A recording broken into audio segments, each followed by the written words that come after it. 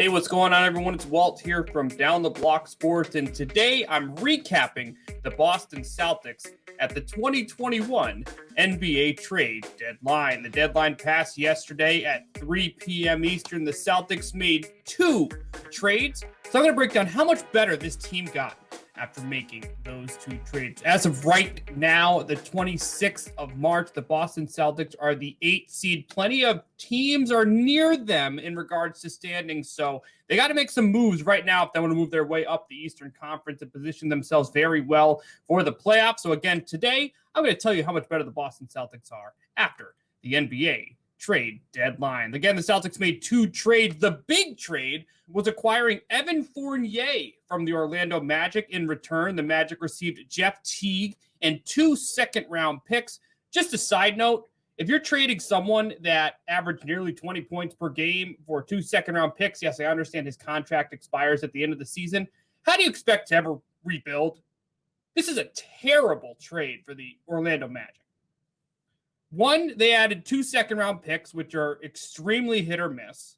Jeff Teague, you acquire, and then immediately waive him. For a Celtics team that has young guards like Carson Edwards and Tremont Waters, you could acquire and possibly use to help you rebuild. Now, I don't think these 2 guys are some young superstars that are coming out of nowhere, but I think that Orlando could have done a much better job here acquiring a young player. Now, obviously, I'm looking at this mainly from the Celtics side. Evan Fournier averaged 19.7 points per game this year for the Orlando Magic. And you're telling me the best deal they received is 2 second-round picks and a veteran they're not even keeping? This is a great deal for the Boston Celtics. Now, also outside of statistics, he had 3.7 assists per game, 2.9 rebounds per game, shooting 38.8% from 3, making 2.8 3-pointers per game. His points per game, assists per game, and 3-pointers made per game are all career highs. And all the Celtics had to do was give up 2 second-round picks and a veteran who the Celtics can easily make up for, with Peyton Pritchard now being the primary backup point guard. I think Danny Ainge did an amazing job. I'm surprised the Magic didn't receive a better offer than this. Now, over the last 4 years, the catch and shoot is where Fournier has been awesome. He's shooting 43% over the last 4 years in spot-up catch and shoot jumpers. You know, the Celtics are a team that really needed to improve their three-point shooting. Yes, they got guys who can shoot, but they don't have a true shooter. I mean, it's something they've really lacked since Kelly Olynyk left a couple years ago. But obviously, Fournier's not just a shooter. He's a guy who's like 6'7", can play multiple positions, can provide some scoring in multiple spots. Now, Jeff Teague with Boston, 6.9 points per game, 2.1 assists per game. They're all career lows since 2011, 2012. Now, obviously, when you look at the Celtics situation, when you have Kemba Walker, Jaylen Brown, Jason Tatum, you can't really expect someone coming off the bench to kind of smash records, a former starter, a guy who's made an all-star game before. Obviously, you expect some less production in his specific role, but I don't think losing someone like Teague is a massive loss, knowing you're improving your three-point shooting presence with an Evan Fournier and getting some solid production off the bench from a Peyton Pritchard, who has been pretty solid already through his rookie season. Now, Evan Fournier in the month of March has been disgusting. And no one talks about it because he plays for the Orlando Magic. No one should really be surprised here. Fournier didn't play every game in March, so there are some games. There's only about 7 games or so to really evaluate here. But he averaged 24.7 points, 3 assists, and 2.5 rebounds per game in the month of March, shooting 46.4% from 3. I'm not going to pretend I'm like a GM, a genius. I'm not. But on what planet is accepting 2 second-round picks and a veteran you're not even keeping an acceptable trade? Danny Ainge walked away with this. This is a steal for Danny Ainge. Now, I'll get to how much better the Celtics are from an Eastern Conference perspective in a little bit, because the Celtics are amongst the bottom seeds right now for the playoffs. I do think there's some growth and improvement there. I think this sets a lot of the rotations well, and his contract does expire at the end of the season. So this is mainly a rental move. So I'm kind of happy Danny didn't give up a first-round pick or any significant young player, and clearly in this return he didn't. But now the main question is what's the rotation going to look like? Who's going to start at the 2? And really, it's going to come down to him or Marcus Smart. Now, I think at the beginning, it's going to be Fournier off the bench. But I would love to see the Celtics at the end of the day decide to have Fournier go into the starting lineup and have Marcus Smart come off the bench. And here's why. Smart's an energy guy. Smart's a passionate guy. He dives for loose balls, play good defense, can play multiple positions. That type of role fits awesome off the Celtics bench. He can come in, provide that energy, boom. He's been doing it a bunch. Now, he's been very productive as a starter. He's a starting caliber guard. He's improved his three-point shooting, even though it has dipped a little bit this past season. But, what Fournier's been doing these last couple months, or specifically this month, having 5 games of 21 or more points per game and averaging 4.3 3-pointers made, he's a starter. That's not bench production. That's unbelievable. And when you think of the Celtics game plan or their situation right now, he's going to be set up for a lot of open shots. When you looked at Orlando's offense, a lot of people centered on him because he was their best shooter. You look at the Celtics, they got Tatum, Brown, and Kemba. He's going to be surrounded by three other guys who are quality scoring options in the NBA. So when I look at the Celtics right now, I would love to see Fournier get the starting job. I'd love to see Smart come off the bench. Another added bonus to Smart coming off the bench is with Teague no longer there, the really only true backup point guard is Pritchard, like I mentioned before. Smart has that combo guard versatility, the ability to be a point guard. And he has about over 5 assists per game. He's someone who's been very productive in that role. Kemba's obviously been injured, which has helped increase those numbers a little bit on Smart's end. But if you can get an early 3 from Fournier and energy off the bench from Marcus Smart, I think it's going to make a massive difference for this team in regards to game planning and setting up the way they do things. Because when I look at the way Fournier is going to fit here in Boston, I do think he'll be more than just a shooter. He's more versatile in that type of role. But you got 3 true scoring threats, someone who averaged nearly 20 points per game getting traded for 2 second-round picks, and someone who's a true spark plug who can play that 6-man role absolutely perfectly.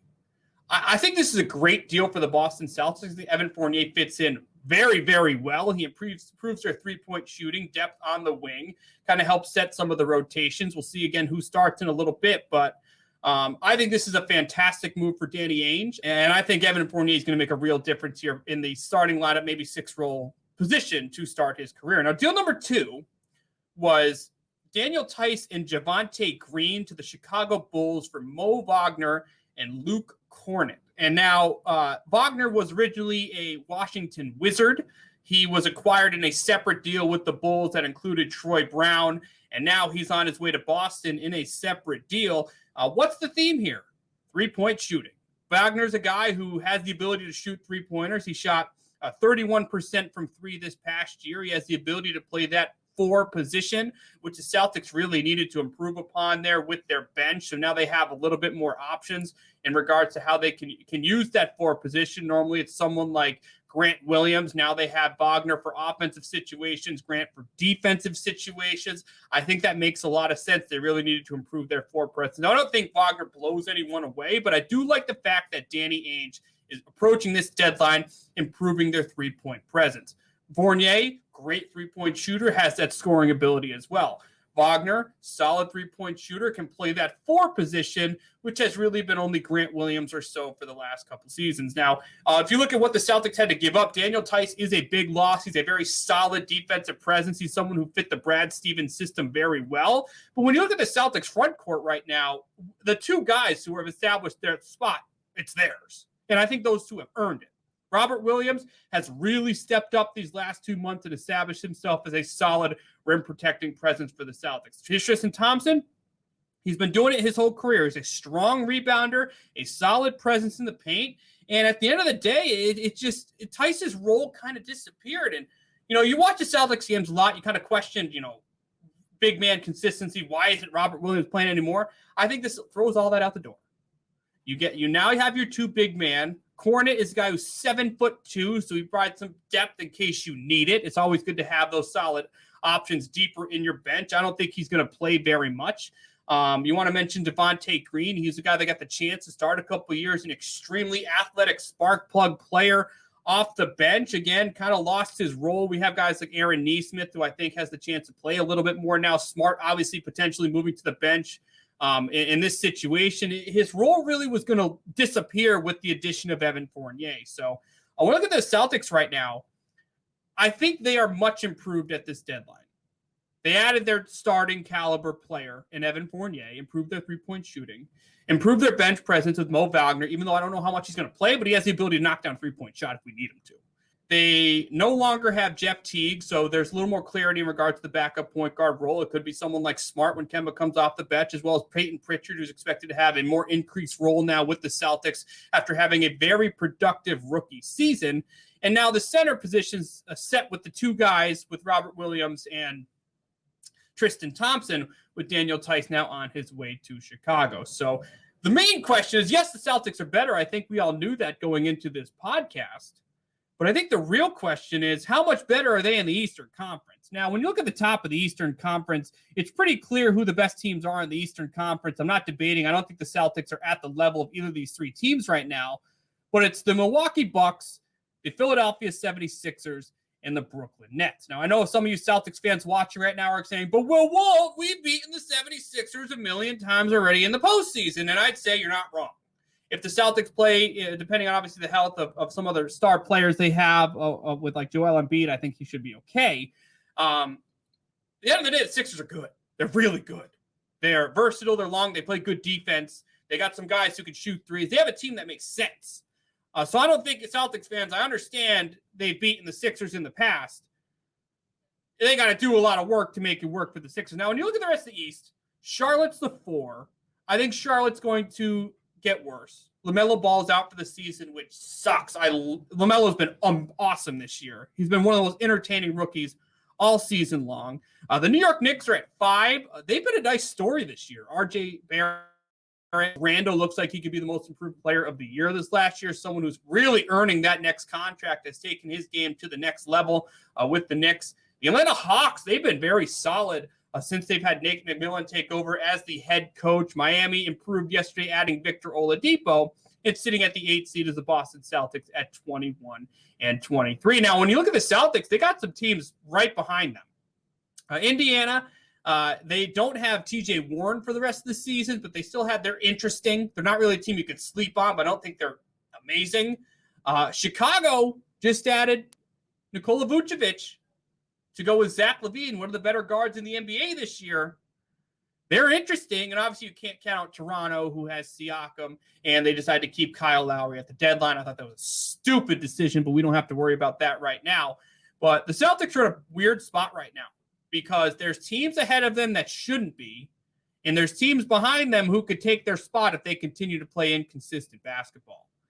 So again, how much better are the Celtics today? They're much better. In a three-point shooting lead, they added guys who can make three-point shots. For a team that had inconsistent rotations, they've set the 2 centers. They have the chance to move Smart to the bench. Now Peyton Pritchard is the true backup point guard, depending on how they want to use Smart in that role. I think he's going to be the first guy off the bench regardless. But the Celtics got to wake the hell up. They're a team that's been playing. They're one of the biggest disappointments in the league this year. If you were to tell me after 44 games, hey, Walt, the Celtics are going to be 21-23 after that, I'd say, the hell out of here. You're telling me a team with Jason Tatum, Jaylen Brown, Kemba Walker, they're going to be 21-23? That's pathetic. Here we are. Danny knew he had to make a move. And he didn't break the bank. I also don't think he should have, because I don't know if this team's ready to win an NBA championship. But at the end of the day, if you're giving up 2 second-round picks and a player who isn't going to be a part of your future anyways, for a rental that nearly averaged 20 points per game, you're a winner at the deadline.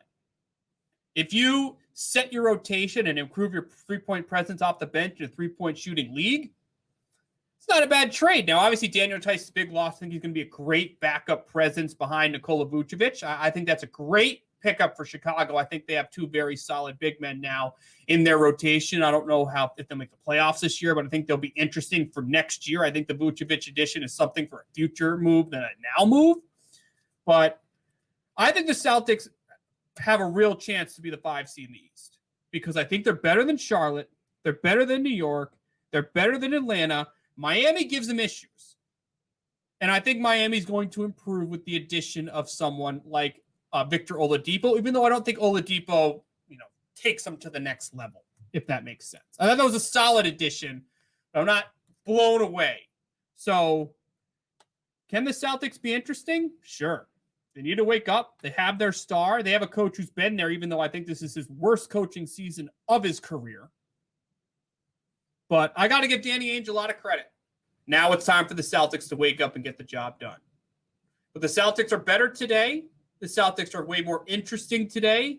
And the Celtics have the chance to climb up the Eastern Conference today. They just need to do it. That's it for this episode of my look back at the Celtics at the 2021 NBA trade. How do you think the Celtics did at the deadline? Feel free to comment that below. Also, don't forget to like this video and subscribe to Down the Block Sports for more of my exclusive content. Thank you, everyone, for tuning in, and go Celtics.